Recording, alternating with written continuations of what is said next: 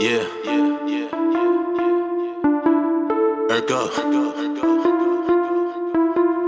Hey, hey, hey, look. Yo, what's up? I go by the name of Steph Urko, and welcome back to another episode of Millennial Dungeon.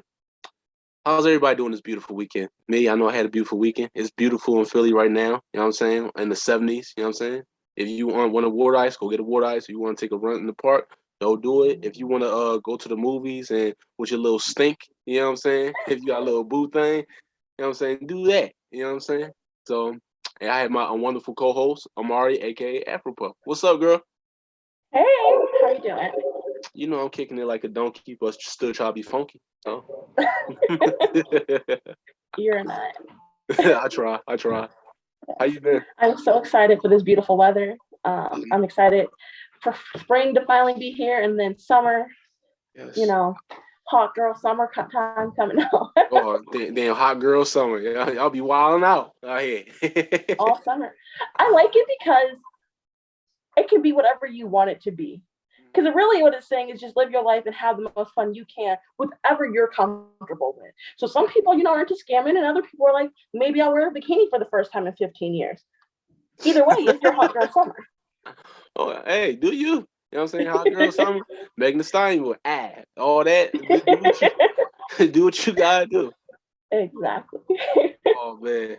But as we talked about before, the name of this episode is what bugs us. What's bugging us in the media today? So it's a lot. You know what I'm saying? We got a lot of things to talk about, or like not a lot, but it's a lot of important things we're gonna touch on. So without further ado, I'm gonna let you start off the first topic. You wanna go ahead? Sure. Honestly, there's a lot of things bugging me right now, but really what's getting me is this whole Roe v. Wade controversy and how they're talking about overthrowing it. Um, and the fact that we found out through a leak, it seems like always the important stuff in our country, in our government, is through a leak. It's never them saying, oh, yeah, we're looking at switching the precedent that was founded, over 50 years ago and then refound it in the 90s, And it's interesting because Justice Alito, when he was interviewed and sworn in before he became a justice, they asked him what was his viewpoint on that precedent. And he basically said, oh, it has a strong it has a strong super precedent. So we're not going to touch that. It's been discussed, it's been debated, we've done that. And now, I don't know, 20 some years later, here he is writing the I forget what it's called, but writing the document to say that they're trying to overturn it. And I just think as a country, we're taking so many steps back. Yeah. And it just seems like every week we're taking more and more steps back. So we going in slow mo in the Matrix. Just you know right. Right. Honestly, I don't know how I feel. Like I do know how I feel, but it's just like I don't get why we are still trying to talk about this. Like when this whole thing was brought up in the 1973. You know what I'm saying? We already decided this. You know what I'm saying? Right. This is something that we've already discussed and decided on. You know what I'm saying? Let women have the choice when it comes to having abortion. I don't know why we're still bringing this up. Like, there's so many things that we're doing nowadays to make progress, and it's like you said, it's like we're taking so many steps backwards, and it's just like trying to force someone to like have a baby even though they don't want to. And it's like I think the main reason why I have a problem with this, why it's bugging me, is because I feel like a lot of people are not seeing the domino effect that this can cause. You know what I'm saying? Because not only are you telling a woman, even if she's raped or like sexually assaulted, she should still have a baby, but also you're saying that even if a woman's not financially financially right to take care of a child, she should still have to take care of that baby whether she likes it or not. Now that's just another person like bringing in a baby into poverty and welfare, and it's like how is she going to take care of it? You know what I'm saying? Right. And all You these can't. yeah. I was just gonna say you can't be pro forcing people with uterus to have birth and pro cutting welfare programs and not allowing people who are struggling to get the resources they need because they just don't have the financial status to support themselves. Yeah. You can't have it both ways because really you're not pro like children. You're not pro babies. You're just pro forced birth. Yeah, You're pro exactly. birth because the different social helping I can't wow I'm talking today is hard but the different social programs that are already established, they're always under attack. They're always trying to cut funding. They're not introducing bills and tactics to increase funding for these things and degrading the people who use these services. And what I think is funny is they always try to make it seem like welfare is predominantly Black and Latino people, when the most people who are on welfare are white. Mm-hmm. Uh, period. Because there's more white counties or predominantly white counties in the U.S. than there aren't. Like I know I live in Erie County, um, but if I go over to the next county over, Crawford County, um, it's predominantly white. So predominantly the people who are going to be receiving those benefits are white. And it's just funny because like in the media, they put it out as just Black and Latinos.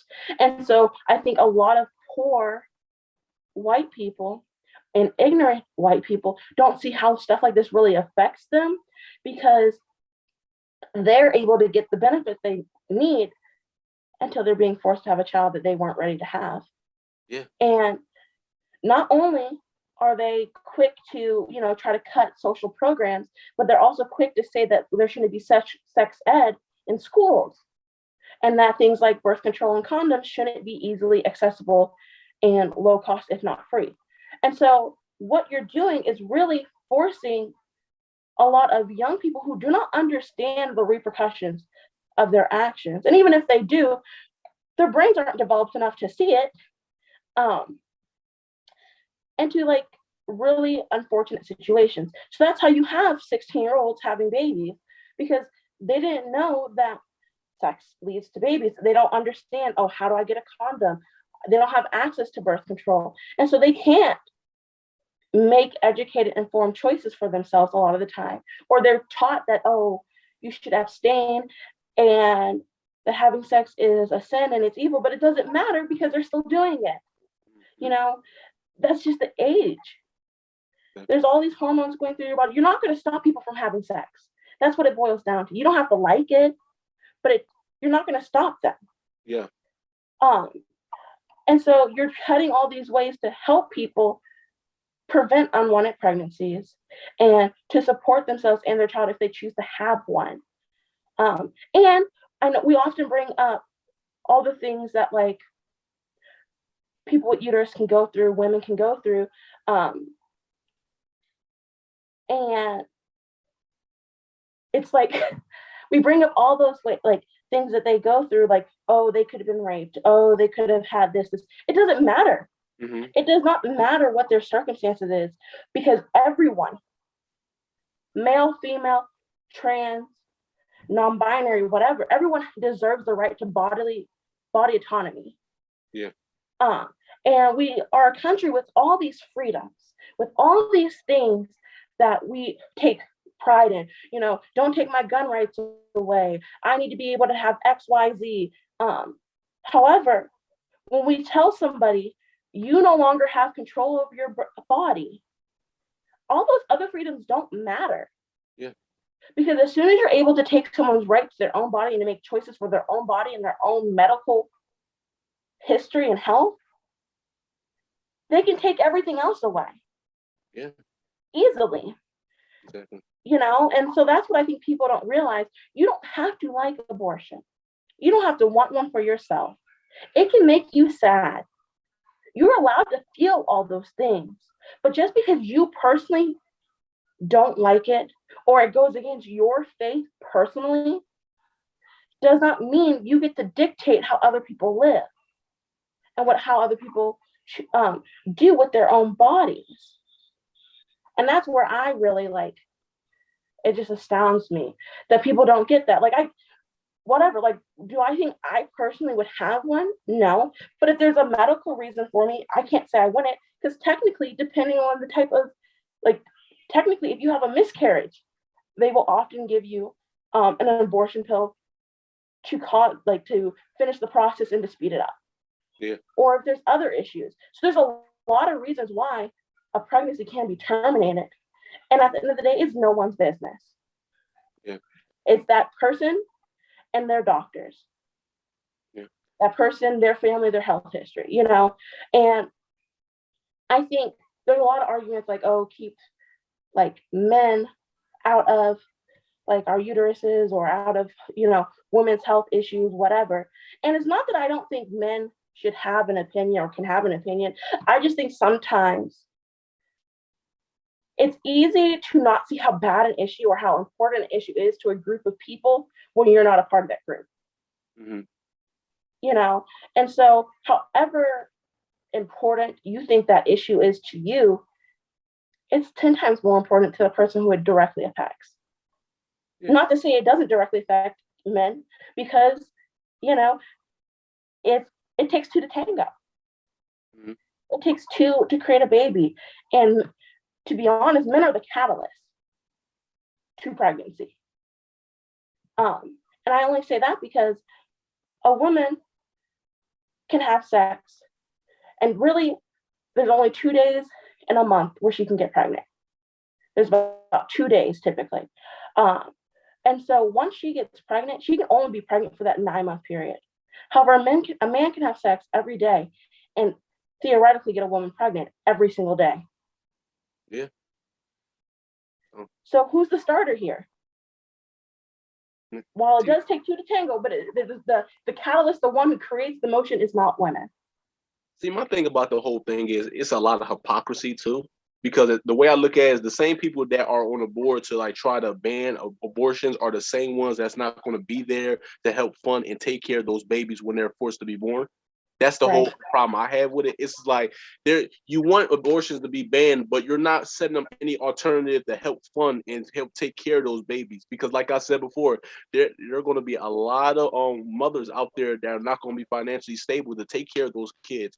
So it's just like, okay, you're just going to have them in poverty, take care of the baby and be like, well, good luck. You know what I'm saying? And the problem my bad. So and a lot of neglect and abuse as well. Yeah. So it's like, my thing is this too, it's just like, I feel like a lot of people like are not really getting it because as you see, like I made a post about this like a week and a half ago about how I felt about it. And it's like, I feel like, and I saw like some people like disagreeing with it and stuff like that. Like, why shouldn't it's like, it was more about the baby's life and stuff. It's more about caring about the baby and stuff like that. Yeah, but you should also care about the person who's giving birth to the baby as well. Right. And the thing about it is, I feel like a lot of people don't really fully understand it is because it's not close to home to them. Because like at the end of the day, if you knew had a friend or a family member that said that they were pregnant at a young age, but they couldn't take care of it and they wanted to get abortion, you're not going to fight them over that. Or if you had like a sister or a female cousin that was sexually assaulted and was pregnant and she was like thinking about getting an abortion, you're not going to fight her on that. You get what I'm saying? So it's just like at the end of the day, when you make it close to home, and you have no problem with abortions, especially the dudes that have one night stands with girls that they don't know, that they just hooked up with at a party or something, and she come back to him a month later, something like, "Hey, I just want to let you know I'm pregnant. I'm getting an abortion. What you think?" Ain't no dude gonna fight her on that, and that's true. You know what I'm saying? So it's just like it's weird because it's like you only believe in abortion when it's convenient to you. You get what I'm saying? Right. Well, and what they have found, I was watching a video on Facebook a week or two ago, and it was a pro-life, or rather, I like to say pro-birth group. And the person videotaping asked 4 or 5 women who were pro-life, how many kids have you adopted? Meaning, you know, how many kids have you helped in a situation where they could have ended in abortion? And not a single one of them have. So it's an easy standpoint but you're not doing anything to help the situation. Right. And the fact of the matter is, a lot of people are able to say something is wrong, but then when it comes to them, they rationalize it. Mm-hmm. Oh, it wasn't an abortion. I didn't terminate a pregnancy, did it? But they did. But you did. And you have the right and the choice to. And the fact that they're trying to give corpse more bodily autonomy than a living human person, a corpse has more personhood than I do, is ridiculous, because they cannot harvest the organs of a dead person's body without their consent. They have that right. But someone who is going to have to live with the physical, mental, and emotional consequences of pregnancy, because it's hard. You put your life at risk. It is not just some easy, 9-month ordeal for many women. There's things like gestational diabetes, there's preeclampsia, there is just the emotional aspects of being pregnant and the emotional aspects of like deciding what's the best route to take, trying to deal with the judgment and the stigma. Pregnancy is not easy. We try to make it seem easy because so many people can become pregnant. And they've been doing it for thousands of years, but it's not easy. People die. And the United States has one of the highest infant mortality rate, as well as death of pregnant mothers. So how are we in a country where this is happening frequently, the death of infants and mothers, saying, no, you don't have the right to choose not to go through a pregnancy? I'm sorry. The life, like the rights of cells, the rights of an embryo, don't override the rights I have to make a choice for myself. The rights I have to my own body and saying, yes, I allow this to happen. No, I don't. And there's so many. My favorite interrupting you. You know what's funny? Because I'm glad you said that part too about like the rights of an embryo is doesn't like override my rights as a living person. Because that was somebody was actually trying to argue with me on Facebook. I don't know if you saw that in the comment section when I made that post. Somebody was really trying to argue with me, talking about, let's think about the baby's life and stuff. First of all, the baby's not here. It's still a fetus. It's not alive. You get what I'm saying? There's no cognizant thought. You get what I'm saying? But he was really trying to go for that baby. He's like, well, we need to think about the life of the baby and stuff like that. So you rather think about the life of a fetus that's not even here yet over the life of the woman who's giving birth to it? So what you trying to say, like, if she gives birth, as long as the baby lives, you don't care about her? You know what I'm saying? Right. And I don't get it. I don't get why it's so like complicated nowadays in this generation to really get to the main factor of like what's going on here. Because it's like I said before, it's a domino effect. Because if it gets to the point where it gets overturned, right, then it's going to be a bunch of mothers who aren't able to have these babies or take care of these babies are going to be forced to have babies out of their own will. And then if they're not able to take care of these babies financially, then what's going to happen? Crime. You get what I'm saying? They're going to force to get money some way or another. But a lot of people don't think of it like that. They was like, oh, she's just going to tough it up and find some way to take care of it. Yeah, that's not what's going to happen. It's going to be a lot of mothers that are going to try to find some way to take care of that baby one way or another. And that's going to lead to crime. And especially in the communities, in inner city communities. And a lot of people don't get it. So crime is the result of insufficient funds, a lack of resources. At the end of the day, because it has been shown when people's needs are met, they're less likely to go to illegal or immoral lengths to make ends meet. Not to say that it would never happen, but it would definitely decrease significantly. And I do think more people are pro-choice, pro-mind their business than aren't. But the people who aren't are so loud, because a lot of people will be like, oh, I don't like abortion, I'm against abortion, but then they'll list like XYZ reason why they think it's okay, like the circumstances. So really, you're pro-choice. You just gotta jump the fence a little bit. Exactly. When it's convenient. Right? Exactly. That makes me mad. I just don't get why like you have a problem with it when it's not anything, when it doesn't even affect you. Because a lot of these people that are making this decision or empowered to make this decision are not going to be affected by it. So but you're making it seem like this affects all of us. No, it don't.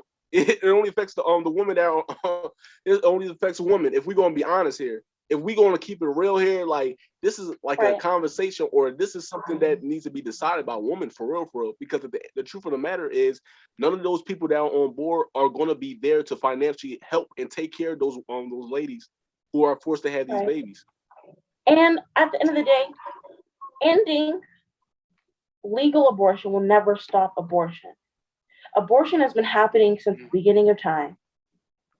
They have found, different herbs to induce a pregnancy, different, things in nature. It's always existed, as a way to end a pregnancy. And the fact of the matter is, what's going to happen is they're going to go back to back alley abortions with metal hinders. And a lot of women are going to die. Yeah. A lot of women are going to be very sick. I was reading an article from the HuffPost, and it was just someone telling their story. And so their great grandmother had an abortion on her kitchen table. Her husband performed it. And she was dying. She was bleeding out. They already had 4 or 5 kids. They were poor. They couldn't afford anymore. It was the 1930s, I think, or even earlier than that. It was in the between 1900 and 1930. And the dad basically went and got all his kids and had them say goodbye to their mother before she died. And the time period, they didn't press it. They acted like it didn't happen, more or less. He wasn't charged for her death. And those kids led a really harsh life. The dad, they didn't have forms of birth control for family planning. And the wife didn't have a choice in getting pregnant or having that baby, And so that's what it goes back to. That's what we'll see more of. That's what will be happening. It still happens now with abortion being legal. So can you imagine when it is not? It's going to be and so those are the things I think about. But I also think about the woman who maybe has 2 or 3 kids already, and the pregnancy that she is currently wanting is sepsis. There are reasons to have one that have nothing to do with not wanting a baby. Yeah. There's plenty of women who've planned the nursery, who have a name picked out, and who've had to terminate for their own life. And so it's beyond your personal feelings on if you like it or not. You don't have to like it, but you need to respect other people's choices and realize you don't have to live with the effects of their choices. And this idea that every woman who has had one regrets it and is sad isn't true. I have friends who've had them, who are living happy lives, who are fulfilled, who are glad they made that choice for themselves because they weren't ready. Right. It wasn't a good time. They weren't with a good partner. They weren't in a healthy relationship. They weren't financially stable. And now they're at a point in their life where, if they want to choose to have a child, they're going to be able to give that child the best life possible without giving themselves undue hardships and giving that child undue hardships. Yeah, that's all I got to say about that. Hashtag pro-choice for me. That's one. But another thing that's been bugging me this week, this has been going on for a while, but it just made me think about it. Brittney Griner, as you know, she's a WNBA player. She's a great player, and she was detained in Russia almost 3 months, a little over 3 months ago. Yeah, and it's just over they said she had marijuana and a vape. Yeah, I believe it was CBD. Yeah, so it's just and she's been over there, and a lot. I don't know about you, but I haven't been hearing a lot of people protest and get her justice for her. You know what I'm saying? And I've heard a couple months ago, probably back in February, maybe early March, but I haven't heard anything about freeing her and getting her out of Russia since then. But I was reading an article today about it, and it hasn't been confirmed, but they're thinking that the reason the Russian government isn't trying to release her is they want to do an exchange. They're waiting for when it's most convenient for them. But here's my thing. From what it sounds like, she was taken at the airport. She was coming to Russia because it's the WNBA's off season. She's going to play in Europe. I think she's going to play for maybe a Russian team. I'm not 100% sure. But they took her at the airport. They easily could have sent her back home. Said, "Oh, you have something that's an illegal substance here. You have to leave." But that's not how they're doing it, And I think it's for personal gain and to kind of stick it to the U.S. because the United States, while is not supplying soldiers. We have been sending money and putting tariffs on Russia for their invasion of Ukraine. Mm-hmm. So I think, it can be it's deeper. leverage. Yeah, it's a lot. I think it's leverage too, and it's deeper than what people think. And it's like sad because I don't hear a lot of like women like really stand up and preach for her or protest for her on right, because like she's been over there for 3 months. It's like, and this is during the time where Russia's at war with Ukraine, and they not messing with the U.S. right now. So who knows what they're doing to her? If we're gonna keep it real, and that's kind of scary. You know what I'm saying? Because like we don't know if they're experimenting her or something like that. You know what I'm saying? There was some kind of scientific experiments where I don't know. I love sci-fi. You know what I'm saying? So it's like they can like her kind of cells to make. I don't know. We don't know what's going on, what they're doing to her over there, and it's like we might not know until she gets released. But then it's going to be too late. But it's like I don't hear people like really protesting and like standing up for it. I thought I would hear like more women like protesting, be like, "Yo, get her over here, get her back. We want her back." But it's like I don't know. Right. Well, I think the U.S. media has been very hush hush about it in general, because we all know, or we all should know, if this was Tom Brady, if this was Steph Curry, if this was some major male athletic person, it would be on every news station every day. Still, it would be frontline news. It would be on everybody's newspaper. It would be on everyone's magazine. But the fact of the matter is, I'm sure a lot of people who are unaware of the situation. But it's because it's a woman, and the sports league itself is considered lesser or smaller, and so we'll brush it off. It only matters when more people will potentially be upset about it, and everyone should be upset about it. But I just think it shows another disparity within our country. Because we've seen them in the past do everything to get somebody back, and you hear about it nonstop. Think about how long we heard about Will Smith and the slap. Yeah. Not to be funny, but we heard about that for weeks. We're still hearing about it. I just saw an article on Facebook from Wanda Sykes making a comment how she's still upset about it, whatever. But my point is, of all the things that matter, a little personal dispute that led in a bit of physical aggression, that's the most important thing. You know what I mean? When we have people who are American citizens of high caliber, or because she's like one of the best she is one of the best in the WNBA, on level with a lot of male athletes, like in her stardom. You know what I mean? In her capabilities in her specific sport.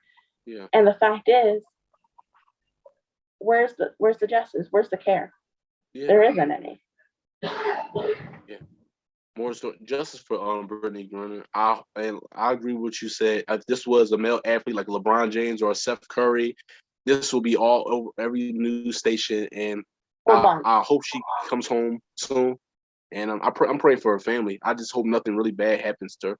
So, I agree. With that being said, going to the next topic. I want to talk about the Young Thug situation, the Young Thug and Gunna thing with the RICO on charges. As you know, they were caught up in RICO, and that's federal. That's federal case that they're facing. A lot of members of the YSL. That's the name of Young Thug's brand, his label brand, and a lot of the members were arrested for like drug charges, illegal guns, armed robbery, drug trafficking. It was so many charges that they were listed. And since Gunna and Young Thug are one of the main members, they're taking a heat more. I think Gunna's he's facing like 20 charges. I think Young Thug getting like 50.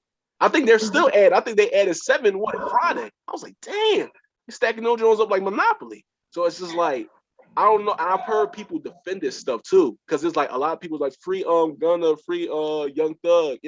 Listen, I'm a big Young Thug fan. I'm a big Gunna fan. I'm still waiting for the Gunna's new album. You know what I'm saying?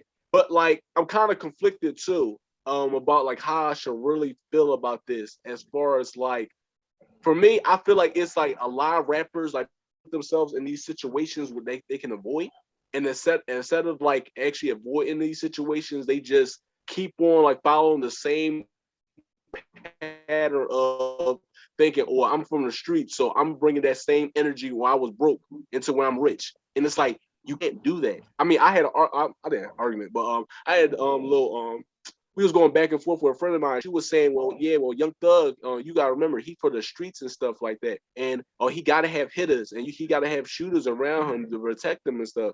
No, he don't. That's what security is for. It's different security companies that he can just pay for that. And if and the thing about it is, I don't think Young Thug and Gunna had anything to do with it, but the people around them in their circle had a lot to do with that. You know what I'm saying? So they're taking the heat for something they didn't do. So it's just like, that's why I feel like a lot of people, I think the underrated statement that a lot of people say is like, be careful who you have in your circle. And this goes, it's 100% true in this situation, because their circle is the one that's bringing them down. I don't know how you feel about it. So I also am conflicted, but I'm conflicted kind of in a different way, because I know they are trying to be able to use like lyrics of Young Thug and Gunna in this court case, and it hasn't been approved yet. And I conflicted because I don't agree with being able to use their lyrics as a way to say that they committed a crime. Because for a lot of reasons, honestly, and a lot of it has to do with one, prejudice. Because we see this often brought up against Black artists, specifically rappers.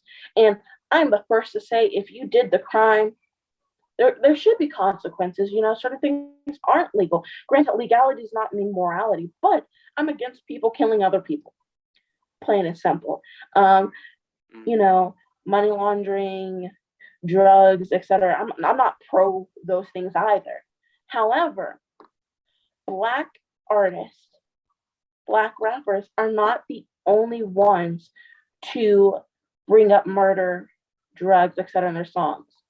You know, there are a lot of country songs, country artists who talk about violence, that talk about killing people, that talk about drugs. Johnny Cash, who is like a huge country icon in this country and known by everyone, basically. You know, you might not know his songs, but you know his name. Has a song where he talked about killing people. But that's not brought in to say why he, like that, to say that that's why he committed a crime. There's no proof of that. You know what I mean? They don't keep that same energy with white artists. And the fact of the matter is, not everything, like, you know, different celebrities take on different personas. So Young Thug, his name is Jeffrey Williams. Jeffrey Williams and Young Thug do not have to be the same person. You know what I mean? They have that persona. It's the same idea as like the Hulk, like Hulk Hogan, and his actual name, which I can't remember because who knows his actual name? You know what I mean? Yeah. But he literally had a court case similar to that where they argued, and I think he won, saying that his like celebrity persona and who he is as a person are not the same. Yeah. And so you can't use his persona as a reason for why you believe he committed a crime. And now we could talk about, why do we glorify drugs, killing, sex, and rap music? That's a conversation that can be talked about. You know, and I think it's one worthy of having. But I don't think we should be able to also use someone's creative, like license their creative work as a way to say they committed a crime or to support that argument. We need some hard facts, more than just what was said. And we need to stop using that against Black and brown people, especially because it's not used in other court hearings against white people. It's not the same. And so that's really where I stand on it. Like, if you did it, you know, you can't expect to be able to go through your life committing crimes and like no one's going to say anything ever. You're never going to get caught. I don't believe that, you know, because you're right. Your circle matters, and your circle can get you caught up in some mess. Yeah. Period. But at the same time, I don't think we should be using people's like lyrics to say that's why they did it, to support it, because people say this crazy shit all the time. When Eminem said his wife at 18 years old, when he said his wife was in his trunk and he's rapped about killing her. Oh, Stan? Yes, but he did it in a couple songs. Yeah. You know, but as much as that, it turned people away from his music, but they don't use that as a reason to believe that he's violent. There's other things that prove that he has been violent, but that's not the basis of it. Yeah. My thing is this: is like I get what you're saying. You shouldn't use like lyrics or creative lyrics from a rapper to like actually indict them, because you like at the end of the day, it's all persona, it's all for show. You know what I'm saying? But like you said before, a deeper conversation is, why do we glorify violence in rap? You know what I'm saying? And I listen to all rap. You know what I'm saying? Whether the violence was the preppy like Chance the Rapper, like the feel good rappers like the Drake and all. I listen to all types of rap. So I'm not gonna say I don't listen to all that. I grew up listening to Biggie and DMX and all that. But at the same time, it's just like I just hope that a lot of other rappers learn from this situation, because I feel like Young Thug and Gunna ain't the first rappers that get caught up doing some illegal stuff. There's a lot of rappers that get caught up doing like illegal stuff, and it's just like they don't understand how blessed they are. It's like, why do you get in a rap game if you're just gonna throw it all the way doing some stuff you could have been doing when you was broke? You know how old they are? Young Thug is 30 and Gunna's like 27, 28. Okay. So like it could be partially because how they got into the rap game was supported by those endeavors. Yeah. And then now that you're making it, how do you really get out? You might not be doing this stuff anymore, but you're still connected to those people, and they might feel like you owe them. Not to say like, that's okay either, but I think sometimes people get caught up in a lifestyle, and then rap or their music career allows for them to continue that persona or continue those activities. So it's hard for them to get out. They can't separate themselves from who they used to be, because they don't know any better, so they don't see any better, and they don't really like want to do better. People know killing's bad, but that doesn't stop them from doing it. Sure. Yeah. Ergo.